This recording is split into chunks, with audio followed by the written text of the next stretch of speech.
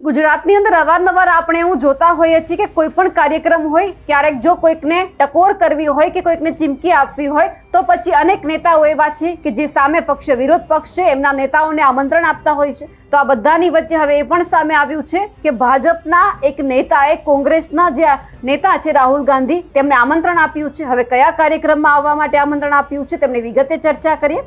નમસ્કાર, આપ જોઈ રહ્યા છો નિર્ભય ન્યૂઝ અને હું છું આપની સાથે રિદ્ધિ।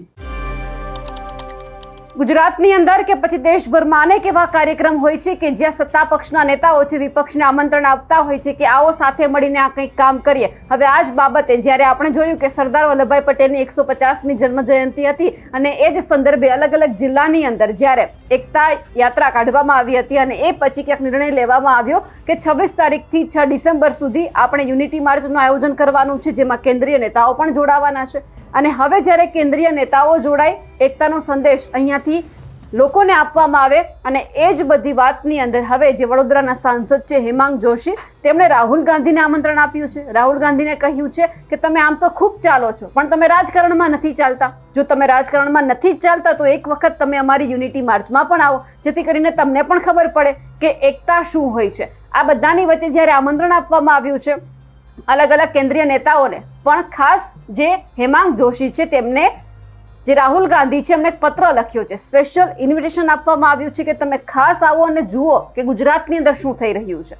સૌથી પહેલા તો હેમાંગ જોશીને પણ સાંભળીએ કે તેમણે રાહુલ ગાંધીને આમંત્રણ આપતા શું કહ્યું છે અને ખાસ ક્યાંક તો આ ટકોર પણ છે અને ક્યાંક ટણીમાં પણ જવાબ આપવામાં આવ્યો છે। સૌપ્રથમ તો આપના તમામ મીડિયા મિત્રોના માધ્યમથી ગુજરાત અને સમગ્ર દેશના તમામ નાગરિકોને હું અપીલ કરું છું કે આપણા દેશના પ્રથમ નાયબ વડાપ્રધાન, અખંડ ભારતના શિલ્પી અને લોહ પુરુષ એવા સરદાર વલ્લભભાઈ પટેલજીની 150મી જન્મજયંતિ નિમિત્તે માનનીય આપણા દેશના યશસ્વી વડાપ્રધાન શ્રી નરેન્દ્રભાઈ મોદીજી સાહેબના આહ્વાનથી રાષ્ટ્રીય એકતા પદયાત્રાનું આયોજન કરવામાં આવી રહ્યું છે। રાષ્ટ્રીય એકતા પદયાત્રા કે જેમાં 150 યુવાનો તો પોતે કરમસદથી કેવડિયા જોડાવાના છે। આજે માનનીય વડાપ્રધાનશ્રી એનું આજે ફ્લેગ ઓફ કરવાના છે વર્ચ્યુઅલ માધ્યમથી અને માનનીય મુખ્યમંત્રીશ્રી પણ જોડાવાના છે। પરંતુ સાથે સાથે તમામ સામાજિક, શૈક્ષણિક, સ્વૈચ્છિક, રાજકીય, ધાર્મિક સંગઠનો પણ વિવિધ તબક્કે આ યાત્રામાં જોડાય અને એકતાનો સંદેશ પોતે આપવાના છે। આ એકતા પદયાત્રા એ ન ભૂતો ન ભવિષ્યથી એટલી ખૂબ સારી રીતે આ પદયાત્રાનું આયોજન થવા જઈ રહ્યું છે અને વડોદરાના સાંસદ તરીકે ગર્વથી કહેવા થાય કે આ યાત્રાનો સૌથી વધારે રૂટ એ વડોદરાથી પસાર થવાનો છે। ત્યારે લોકસભાના મારા સાથી, વિપક્ષના નેતા અને કોંગ્રેસના આગેવાન કે જેઓ વિવિધ ચૂંટણીઓ સમયે ચૂંટણીલક્ષી પદયાત્રાઓ કરવા માટે ખૂબ જાણીતા છે, એ આમ તો પદયાત્રાઓના માધ્યમથી ખૂબ ચાલે છે પરંતુ ચાલતા નથી, રાજકીય રીતે કહેવાય તો એ ચાલતા નથી।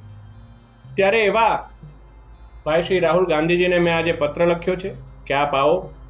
આ કોઈ ભારતીય જનતા પાર્ટીની પદયાત્રા નથી, આ રાષ્ટ્રીય પદયાત્રા એકતા યાત્રા છે અને એમાં આપ પધારો। ગવર્મેન્ટ ઓફ ઇન્ડિયા તરફથી એમને પણ આમંત્રણ મળ્યું જ હશે, પરંતુ વિશેષ મેં આજે વડોદરાના સાંસદ તરીકે એમને આમંત્રિત કર્યા છે। એના મુખ્ય 3 ઉદ્દેશ્ય છે। એક તો અત્યાર સુધી એમણે આવી સારા હેતુથી કરવામાં આવનારી યાત્રા ક્યારેય જોઈ નહીં હોય, એની અંદર કયા પ્રકારે લોકો સ્વયંભૂ જોડાય, એકતાના ભાવ સાથે જોડાય। એમની યાત્રાઓના શીર્ષકમાં ઘણીવાર જોડો હોય છે પણ તેના પછી ઘણું તૂટતું હોય છે, કોંગ્રેસ પણ તૂટી જાય છે, પરંતુ સાચા અર્થમાં ભારતને જોડતી યાત્રા કેવી હોય એનું દ્રશ્ય એમને અહીંયા જોવા મળશે। ના માત્ર સાંસદો પરંતુ વિવિધ રાજ્યના ધારાસભ્યશ્રીઓ, મુખ્યમંત્રીઓ પણ પોતે આવીને અહીંયા અડધો દિવસ, એક દિવસ પોતે પદયાત્રામાં જોડાવાના છે, ચાલવાના છે, ત્યારે તેઓને પણ મેં આમંત્રિત કર્યા છે।